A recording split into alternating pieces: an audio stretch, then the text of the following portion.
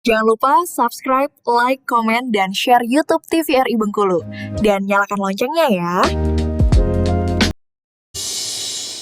Ya Allah, bisa kembali lagi tentunya di Dokter Kito bersama Kita Sehat, masih membahas terkait menjaga kesehatan tulang pada lansia. Baik dokter, mungkin boleh dilanjutkan kembali terkait kesehatan tulang pada lansia. Oke, ya. Bentar ya. Tadi yang saya ceritakan tadi tuh ini, Oke, ini ya, bahwa tulang kita itu ada sel osteoblast namanya. Dia menyusun tulang kita.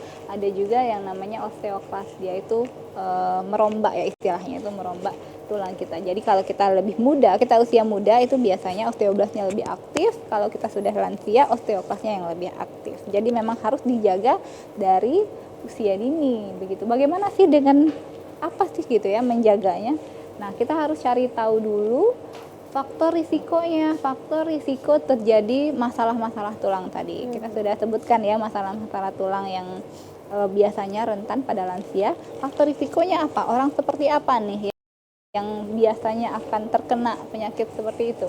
Yang pertama, faktor gaya hidup. Kalau orang-orang yang kurang kalsium dan vitamin D biasanya akan pada usia dewasa, pada usia lansia, tulangnya akan lebih mudah keropos, akan lebih mudah rapuh ya tulangnya, karena itu tadi sudah dijelaskan ya bahwa vitamin D akan membantu penyerapan kalsium. Kalsium sebagai elemen utama, penyusun utama dari tulang itu sendiri.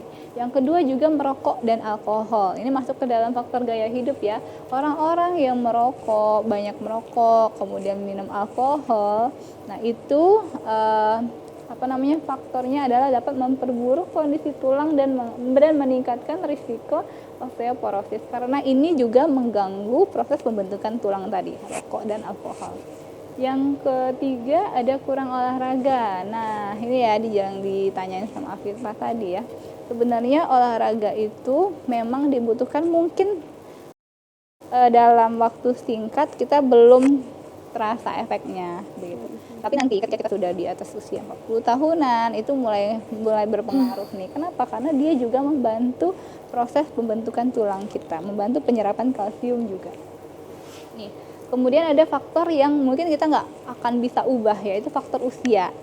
Kita akan menua ya, pasti kita akan menua. Pasti akan bertambah umurnya. Ini faktor yang kita nggak bisa ubah.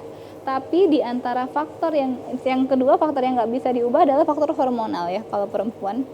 Yaitu estrogennya berkurang sehingga penyerapan kalsium untuk pembentukan tulang juga berkurang. Nah, tapi di antara dua hal yang tidak bisa kita ubah, ternyata ada lebih banyak faktor yang bisa kita ubah dari faktor gaya hidup kita. Kita bisa mulai kurangi merokok, kurangi atau bahkan stop alkohol juga. Lalu tingkatkan konsumsi vitamin D dan juga kalsium. Lalu aktif berolahraga ya, minimal 30 menit sehari. Terus ini gambaran kenapa sih kita itu harus tetap terpapar sinar matahari gitu. Kenapa? Karena ini ya, kalau dilihat kita itu butuh sinar matahari, yang di dalam sinar matahari itu ada UVB namanya. UVB ini kalau terpapar di kulit ya, dia akan membantu mengaktifkan vitamin D. Jadi di dalam tubuh kita itu ada vitamin D, tapi dia dalam bentuk yang belum aktif. Dengan paparan matahari, cahaya matahari jam 9 sampai jam 10 atau jam 3 sampai jam 4. Nah, itu yang bagus ya. Itu membantu mengaktifkan vitamin D tadi. Yang jari belum aktif jadi aktif. Nah, lalu dia akan beredar di pembuluh darah ya. Sehingga dia akan berkawan atau membantu penyerapan kalsium dengan bagus di hati, di ginjal, diproses. Kemudian akhirnya digunakan untuk apa? Untuk di dalam usus, cara kerja usus, di tulang, sel imun. Jadi nggak cuma di tulang sebenarnya ya, di gigi juga ya, itu sangat berguna kalsium tadi. Apa yang terjadi kalau tubuh kurang vitamin D? Berarti kan pertanyaannya, akhirnya penyerapan kalsiumnya kan juga berkurang. Kalau penyerapan kalsium berkurang, tubuh kita itu kan butuh kalsium. Dia akan pinjam dari simpanan di tulang.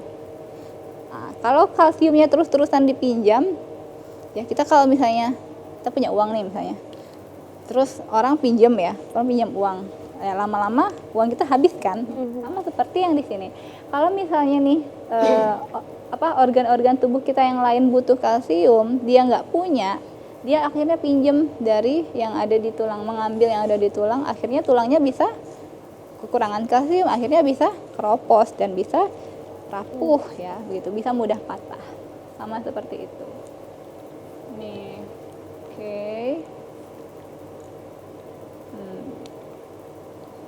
Oke, selanjutnya. Baik dokter, mungkin jadi pertanyaannya itu adalah ketika itu kan ada beberapa ya, ada tulang yang bisa lunak dan sebagainya. Itu kira-kira apakah hanya terjadi pada lansia dokter, ataukah mungkin juga untuk pada usia-usia yang mengarah pun juga bisa terjadi itu dok? Oke, benar. Jadi kalau dulu mungkin trennya itu zaman orang-orang tua ya yang sudah mulai keropos, sudah mulai bungkuk ya, sudah mulai rapuh. Tapi kalau sekarang karena tadi pokoknya kita bergantungnya itu kepada elemen penyusun tulangnya tadi, kalsium sama vitamin D. Kalau kita dari kecil atau dari awal itu sudah kekurangan vitamin D, sudah kekurangan kalsium, ya otomatis untuk pengeroposan tulangnya akan lebih cepat, tidak harus tunggu usia 60 tahun dulu. Bahkan ada juga ya penyakit osteomalacia tadi, dia memang menyerangnya pada anak-anak ya, pada anak-anak yang kekurangan vitamin D tadi. Bahkan konsumsi vitamin D ini sekarang sudah digalakkan mulai dari remaja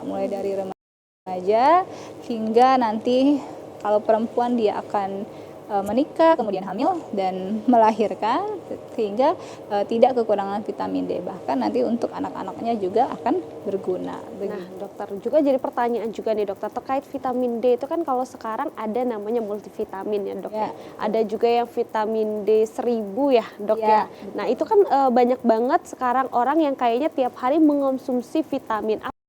Apakah itu baik untuk tubuh dokter, ataukah sebenarnya harusnya real food aja dibandingkan itu? Tapi tahan dulu, nanti kita akan kembali lagi tentunya setelah jeda berikut ini, tetap di